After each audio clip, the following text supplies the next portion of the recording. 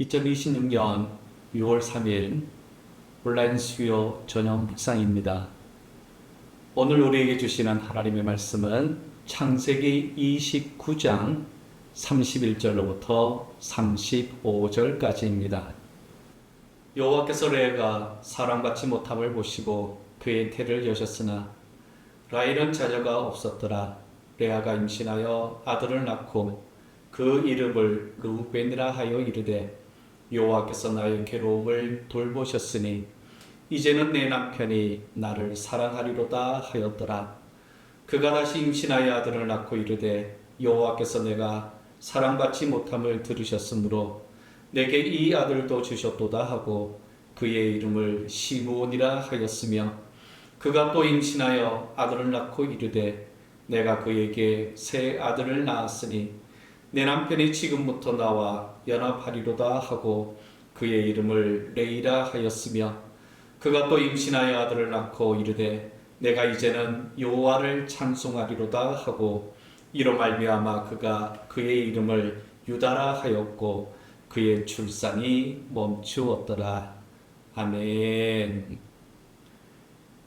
이삭이 60세가 되었을 때 하나님의 은혜로 쌍둥이가 태어났습니다. 먼저 나온 형이 살결이 붉고 온몸이 털이 많아 이름을 에사라 하였고요. 나중에 나온 아무는 손으로 형의 발뒤꿈치를 잡았다고 해서 이름을 야곱이라 붙였습니다. 발꿈치를 잡았다라는 이름의 뜻을 지닌 야곱은 그의 이름의 뜻처럼 속이는 인생을 살았습니다.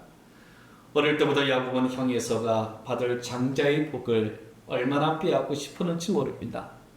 팥죽으로 형과 거래를 하고 그리고 아버지가 돌아가실 때가 되어 이제는 장자 에서에게 축복하기를 원하였지만 그것을 안 야곱은 형의 장자권을 빼앗기에 이르릅니다.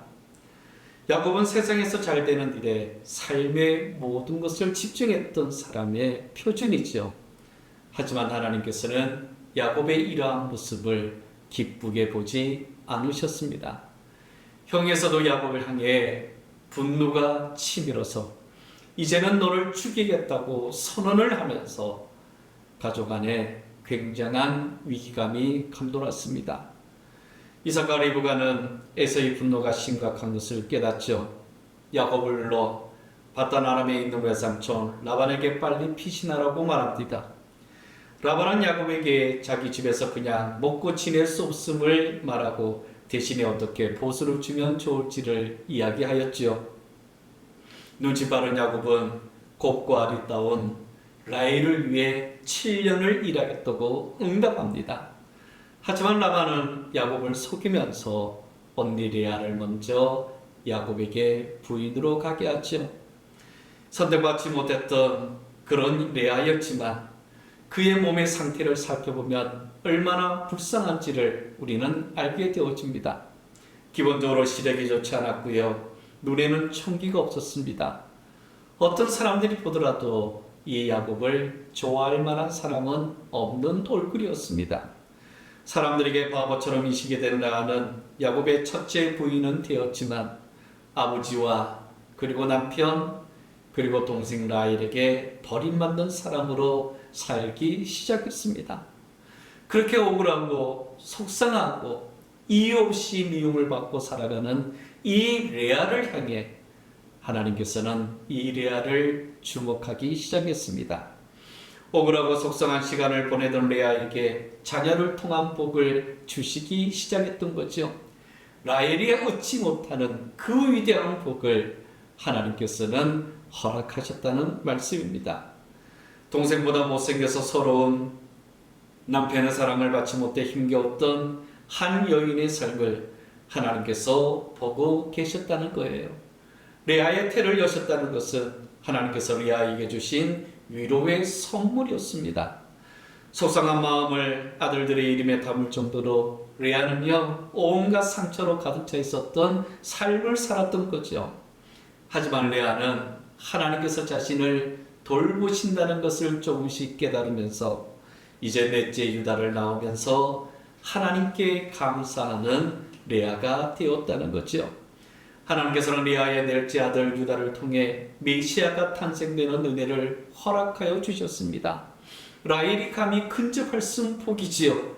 자기 후손 중에 메시아가 태어나는 그 위대한 복을 억울하고 속상한 시간을 살아갔던 리아가 허락받았다는 것입니다. 사람 때문에 낙심되고 상처받고 소망이 없다고 할지라도 우리가 살아가는 세상에 이런 일들이 얼마나 많이 있습니까? 하지만 그런 모든 모습을 하나님께서는 주목하시고 그 모든 일에 보상하여 주시는 분이십니다. 예수님께서는 우리의 그런 힘겨움을 아시고 자기의 아픔으로 여기시고 십자가를 지신 분이십니다. 하나님 앞에서 살아가고 계신 여러분, 6월을 보내고 있지만 여전히 따뜻한 여름을 준비하고 있는 이 시점 속에서도 마음이 차갑고 삶이 풀리지 않아서 얼마나 힘들고 어려운 시간을 보내고 계시는지요. 그러나 하나님께서는 반드시 여러분을 주목하고 계시고 여러분의 삶에 놀라운 계획하심을 이루시기를 원하시는 분이 바로 하나님이십니다. 하나님을 바라보십시오. 그리고 하나님께서 행하시는 일을 의심 없이 바라보십시오. 하나님께서 여러분을 통해 일하시고 있는 것이 눈에 보여질 것이고 때로는 그것이 눈에 보이지 않는다고 할지라도 하나님께서 나를 특별한 마음과 관심 속에 사랑하고 계신다는 것을 깨닫게 되어집니다. 하나님께서는 살아계시기 때문이죠.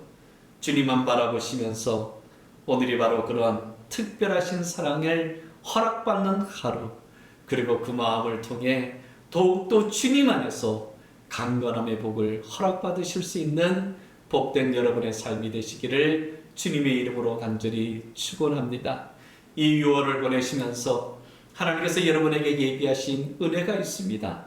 속상하고 답답한 시간을 보낸다고 할지라도 하나님께서 계획하신 일이 있다는 말씀입니다. 여러분을 너무나도 사랑해 주셔서 우리 예수님을 십자가에 돌아가시기까지 하셨던 하나님의 계획하심을 기억하시고 오늘도 주님 안에서 아름다운 믿음과 소망을 통해서 주님만 붙들고 의지할 수 있는, 때문에 여러분의 삶의 자리에서 하나님과 마음껏 노래하는 아름다운 주인공이 되시기를 주님의 이름으로 간절히 축원합니다. 기도하겠습니다. 살아계신 하나님 아버지, 감사합니다. 이렇게 수요 저녁 묵상을 통해 하나님의 마음을 깨닫게 하시고 주님의 말씀을 통해 우리가 걸어갈 수 있는 길에 주님 얼마나 사랑하시고 도와주신지를 느끼게 하심도 감사를 드립니다. 때로 레아의 삶의 모습처럼 누구도 알아주지 못하는 그런 길에 서 있다고 할지라도 하나님은 나를 알고 계시고 하나님은 나를 보고 계시고 또 책임져 주시는 줄로 믿사오니 그 주님의 마음만 붙들고 살아갈 수 있도록 은혜를 베풀어 주시옵소서. 6월이 시작되었사오니 이 6월을 보내는 동안에 하나님의 사람에게 허락하여 주시는 주님의 은총을 마음껏 누리게 하시고 주님만 사랑하며 주님의 은혜만 충만한 복된 시간의 주인공이 되도록 복을 내려 주시옵소서. 예수 그리스도의 이름으로 간절히 기도하옵나이다. 아멘. 하늘에 계신 우리 아버지여, 이름이 거룩히 여김을 받으시오며 나라의 임하옵시며 뜻이 하늘에서 이룬 것 같이 땅에서도 이루어지이다. 오늘날 우리에게 일용할 양식을 주옵시고 우리가 우리에게 죄 지은 자를 사하여 준 것 같이 우리 죄를 사하여 주옵시고 우리를 시험에 들게 하지 마옵시고 다만 악에서 구하옵소서. 대개 나라와 권세와 영광이 아버지께 영원히 있사옵나이다. 아멘.